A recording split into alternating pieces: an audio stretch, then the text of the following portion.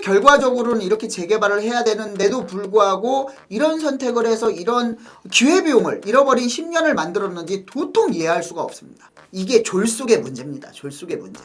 이런 모습을 보여지기 때문에 이게 재개발이 지금 확실히 필요할 수밖에 없다. 어떤 상황 속에서도 서울의 재개발은 갈 수밖에 없다.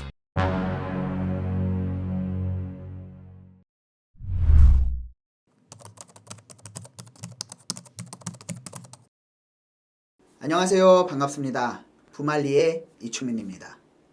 오늘은 좀 진보적인 얘기를 좀 해볼까 합니다. 무슨 얘기냐고요? 지금 서울시에서 물론 뭐 경매 물건하고 뭐 매물이 적재 매물이 뭐 9만 건이다 이런 기사도 많고 하지만 공급 부족에 대한 얘기를 하면 이런 얘기를 많이 합니다. 하지만 결과적으로 아무리 매물이 많다라고 하더라도 정말 중요하고 선호도가 높은 상급지나 이런 수요가 높은 지역의 매물은 많이 부족한 실정이죠. 그 이유를 과거 한 15년 전으로 좀 돌려볼 필요가 있는데, 그래서 오늘은 서울시 재개발이 주택 공급이 왜 이렇게 지금 난항을 겪고 있는지 한번 살펴보도록 하겠습니다. 오랜만에 뵙는 분이 계시죠. 바로 박원순 전 서울시장이었습니다. 박원순 전 서울시장께서는 임기는 2011년부터 2020년 7월달까지 임기를 연임을 했고요. 그러면서 이제 서울의 많은 발전과 여러 가지 이제 서울에 대해서 이제 발전할 수 있도록 노력을 많이 하셨습니다. 하지만 부동산 개발에서만큼은 굉장히 좀 냉혹하고 가혹했다, 이렇게 말씀을 드릴 수 있겠습니다. 그 이유는 누구나 다 알고 계시죠. 그래서 다음 장을 보면서 좀 설명을 이어가도록 하겠습니다. 박원순 서울시장의 이제 대책, 임기 내의 대책을 보면은요, 대부분 박원순 서울시장 임기 전에 누가 서울시장이었습니까? 바로 현 오세훈 서울시장이 그 전에도 서울시장을 했었죠. 자, 그러면서 이제 뉴타운이다. 이제 뉴타운은 물론 이제 이명박 전 대통령께서 서울시장을 할 때 지정을 했지만 그 후속 조치로 오세훈 서울시장이 이제 유도정비구역이다, 전략정비구역이다, 그리고 한강 르네상스다, 유턴 프로젝트다, 이런 개발들을 많이 이제 개발 호재들을 많이 발표를 했고 개발 구역 지정을 많이 했습니다. 하지만 박원순 시장께서 이제 2011년도에 당선이 되고 임기가 시작을 하면서 이 뉴타운이나 재개발에 대해서는 이제 투기성 세력이 많이 유입이 되고 주택 공급이 부족하지 않기 때문에 이런 재개발이 전부 다 이루어질 필요가 없다라고 해가지고 일정 구역 지정돼서 진행이 되는데도 불구하고 일정 주민 동의율이 일정 부분 넘어가면은 구역을 많이 해제를 했습니다. 그래서 한번 자료 화면을 보시면요. 자, 2011년 시장 취임을 하고 나서 뉴타운 재개발 전면 재검토를 시행을 했죠. 이때부터 이제 구역을 해제한다라는 전초적인 이런 여러 가지 이제 사업성 검토라든가 이런 여러 가지 절차를 밟았다라고 볼 수 있고요. 2012년부터 14년까지는 직권 해제를 했습니다. 직권 해제를 하다 보니까 너무 반발을 하다 보니까 이제 주민의 일정 부분 이상의 동의를 받으면은 해제를 하겠다라고 했고요. 그리고 이런 지역들을 어떤 걸로 전환을 했습니까? 바로 벽화 사업이죠. 저는 도심 재생 사업이라고 하지 않습니다. 벽화 사업이라고 합니다. 왜냐면은 이런 벽화 사업 한번 보시면 아시겠지만, 자, 도심 재생 정책을 도입을 했는데요. 기존의 재개발 방식을 도심 재생으로 바꾼 겁니다. 그러니까 부시고 새로 지어서 주거의 공급을 늘리고 주거 환경을 개선하는 게 아니라 도심에 있는 단독주택, 다가구주택, 이런 빌라촌을 골목을 정비하고 그 다음에 공용 부분을 정비를 해서 좀 살기 좋은 이런 벽화, 그리고 도로 정비하고 그 다음에 주차장 사업 아시죠? 다가구 주택이나 단독주택 주차장이 부족하니까 담벼락을 허물게 되면은 주차장을 이제 지자체에서 대신 공사를 해주고 이런 부분들이 굉장히 많았었습니다. 그리고 이게 바로 도심 재생 사업이라는 이런 명목 하에 이루어졌던 사업이라고 볼 수 있고요. 자, 여기서 보시면요. 이런 부분 때문에 이제 구역 지정이 추진위원회가 구성이 되고 그 다음에 조합 설립 인가가 나오고 이런 부분에서, 자, 이런 부분에 주민 동의율이 30%가 넘어가고 나중에는 50% 넘어가면 구역 해제를 했는데 매물 비용이 발생하지 않겠습니까? 그동안에 이제 추진위원들이 진행했던 비용이라든가 조합원들이 진행했던 비용들, 이런 매물 비용 때문에 국토교통부하고 서울시하고 많은 트러블이 발생을 했고요. 어찌됐거나 지금 보시면은 옆에 이 그림 보이시죠? 이게 어딘지 아십니까? 바로 해방촌입니다. 해방촌. 이 지역이 해방촌이고요. 이런 벽화 사업, 그 다음에 어디에 있습니까? 제일 유명한 창신동하고 숭인동, 동대문역에 있죠. 여기는 지금 재개발 선정돼가지고 여기는 지금 재개발이 굉장히 활성화되고 있습니다. 추진 단계별로 활성화되고 있고요. 자, 어차피 재개발을 해야 됐는데 왜 이런 선택을 했는지, 왜 결과적으로는 이렇게 재개발을 해야 되는데도 불구하고 이런 선택을 해서 이런 기회비용을 잃어버린 10년을 만들었는지 도통 이해할 수가 없습니다. 사진 보시면 아시겠죠? 문재인 전 대통령입니다. 윤석열 현 정권과 전 정권으로 칭하겠습니다. 전 정권의 문재인 전 대통령인데 임기는요, 누구나 다 아시겠지만 2017년 5월부터 2022년 5월까지 5년입니다. 5년 동안 어떤 일이 있었냐 한번 살펴보도록 하겠습니다. 5년 동안 정권을 유지를 하면서, 정권을 대통령을 하시면서 박원순 서울시장과 겹치는 해가 있습니다. 2017년부터 2020년 7월까지. 이때는요, 서울시와 정부가 서울시의 이런 모습을, 이런 이제 뭐 도심 재생 사업이라든가 이런 여러 가지 정책들을 한술 더 떠가지고 정부에서는 오히려 재개발에 대한 이런 부분의 문제가 아니라 아예 공급이 부족하지 않다라고 했습니다. 2014년도부터 2021년도까지 부동산 가격은요, 단 한 번도 하락하는 모습이 안 보여졌었습니다. 물론 지방과 수도권 차이는 있지만 제가 수도권, 서울 수도권 중심으로 말씀을 드리는 건데 한 번도 하락한 적이 없습니다. 자, 이게 무슨 얘기냐면요, 계속해서 집값이 올랐다는 건 역대 최장기 상승장이었습니다.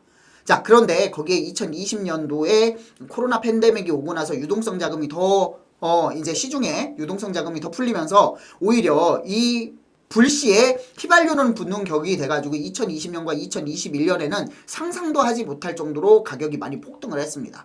그게 지금 뭐 조금 조정을 받고 있는 정도라고 말씀드릴 수 있는데, 자, 그런데도 불구하고 공급 대책은 하지 않고, 자, 김현미 전 국토교통부 장관이죠. 굉장히 유명합니다.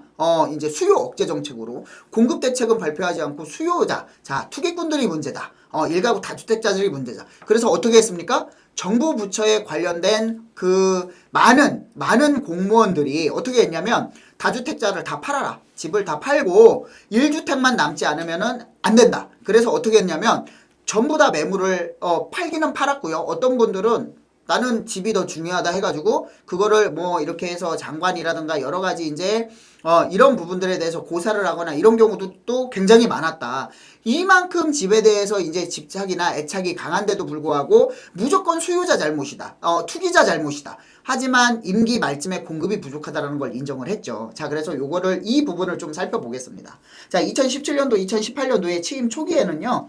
자, 규제 정책을 아주 강력하게 했습니다. 뭐 LTV 강화를 했고요. 그 다음에 투기과열지구 투기지역 지정을 확대했고 다주택자 양도소득세 중과, 그러니까 수요자 억제 정책이죠. 그 다음에 2017년도에도 강력한 부동산 규제 정책을 했습니다. 뭐 다주택자 뭐 양도세 중과 투기과열지구 내 주택담보대출 규제를 강화를 하고요. 재건축 조합지 양도 제한. 자, 이런 부분은요. 지금도 완화가 일부 안 된 부분이 있습니다. 자, 그러고요. 2018년도에는 또 다주택 규제 강화.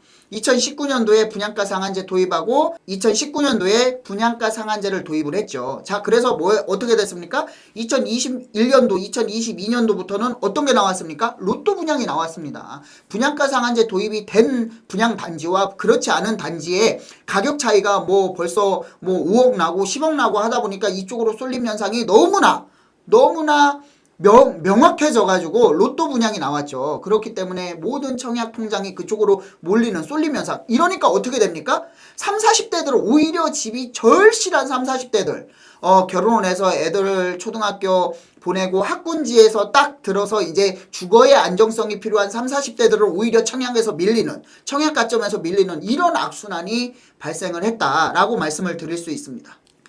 자, 그리고 여기에서 이제 전환점이 발생을 합니다. 이렇게 인지의 변화라고 해야 되나? 인지의 전환이라고 해야 되나? 이런 모습을 볼 수 있는데, 자, 2020년, 2022년도에 이제 임기가 끝나는데, 2020년도부터 2021년도까지 집값 급등과 후속 대책을 발표를 합니다. 집값이 급등하다 보니까 이때 제가 뭐라고 했습니까? 코로나 팬데믹 시절. 자, 그러다 보니까 어떻게 됩니까? 여기에 뭐가 나왔습니다. 드디어 공급 대책이 나왔습니다. 규제 정책은 계속 이루어지고 있고요. 공급 대책이 나온 겁니다. 언제 나왔습니까? 그것도 임기 1년 남겨놓고 2021년 2월 4일 날 공급 대책. 자, 25년도까지 83만 원을 공급을 하겠다. 그 다음에 도심의 공공재개발, 공공재건축을 하겠다. 32만 원 공급. 3기 신도시를 신속하게 하겠다. 그래서 3기 신도시가 5군데 지정이 됐죠. 지정이 됐고 지금 이제 청약에 들어간다라고 합니다. 자, 여기서 과거로 좀 돌아간다라고 하면은 2011년부터 2021년까지 잃어버린 10년이 됐죠. 당연히 공급 대책은 전무하고 오히려 수요자 억제 정책만 나와서 오히려 집값은 전부 다, 왜냐면은 미래에 공급이 부족할 것이라는 인식하에 영끌족 아니면은 여러 가지 정책들로 인해서 젊은 친구들이 시장에 개입을 하고 이런 여러 가수요까지 몰리면서 집값이 폭등하는 현상, 이런 현상들에 대해서 굉장히 뼈아프게 시장을 안타깝게 바라보고 있습니다. 자, 그러면서 퇴임 한번 평가를 해볼까요? 문재인 정부의 강력한 부동산 규제로 인해 다주택자들은 줄었습니다. 오히려 다주택자들은 줄었지만 집값 급등을 야기했고요. 전월세 불안은 당연한 겁니다. 집값이 급등하면은 공급이 부족하니까 전월세 공급은 뭐 남아 돌겠습니까? 당연히 부족한 거는 같이 가는 거고요. 그 다음에 정책적인 신뢰도를 굉장히 하락시켜놨다. 그러니까 이 정부에 대한 믿음이 없다. 이런 부분 때문에 굉장히 좀 마지막까지 이제 부동산 정책은 실패한 정권이다라는 얘기들이 굉장히 많았고요. 시장평가도 지금 그렇게 이루어지고 있습니다. 자, 2021년도에 문재인 정권에서 공급대책을 발표를 했다라고 했습니다. 근데 참 우리가 지금 생각하면 어이없는 정책들이 많다라고 볼 수 있는데 간단하게 좀 몇 가지만 짚고 넘어가겠습니다.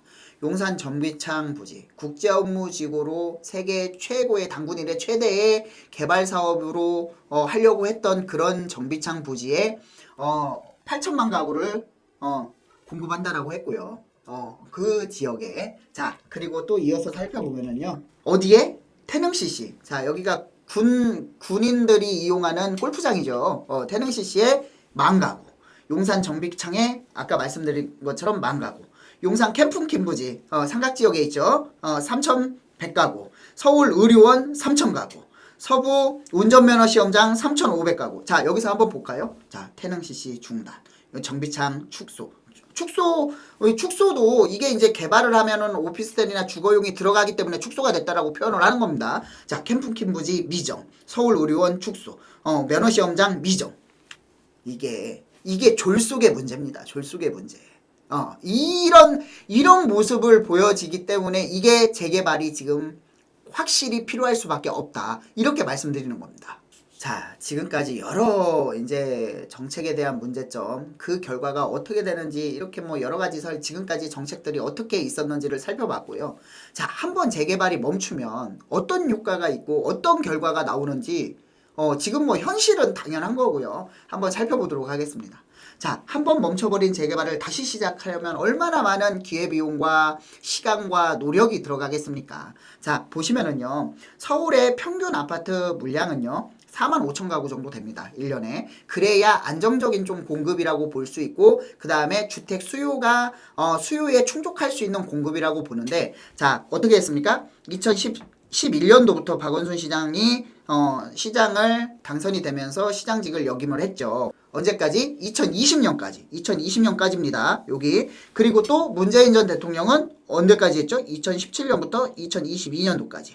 이렇게 볼 수 있는데 자, 주택 공급 현황을 한번 볼까요? 이게 왜 2019년, 2009년, 10년은 왜 주택 공급이 많이 이렇게 부족했냐? 오세훈 서울시장이었는데 왜 이렇게 부족했냐? 라고 말씀드리면 2008년 금융위기가 오고 나서 굉장히 어려웠던 시기입니다. 이때가. 굉장히 어려웠던 시기고요. 그렇기 때문에 건설회사 도산이라든가 이런 여러 가지 금융적인 문제, 그 다음에 원자적인 문제, 전 세계적으로 금융위기가 오고 나서 굉장히 어려웠던 시기이기 때문에 공급은 부족할 수밖에 없었던, 이거는 뭐 여당 야당을 떠나서 서울시장이 누구냐를 따라서 어쩔 수 없었던 시절이다 라고 말씀드릴 수 있고요. 자, 2011년도부터 보면은 자, 공급이 45,000가구를 채운 게 2019년, 2020년도. 딱 한 번, 두 해를 볼 수 있죠. 근데 이게 보시면 45,000가구가 한 번 두 해 넘었다고 해가지고 공급이, 그래, 2년은 됐잖아. 공급 충족이 됐잖아. 이렇게 볼 수 있는 게 아니라 결과적으로 봤을 때는 이 45,000가구보다 이 낮은 이 낮은 주택 보급률이 보시면은 2만 가구 정도밖에 안 되는 해가 굉장히 많습니다.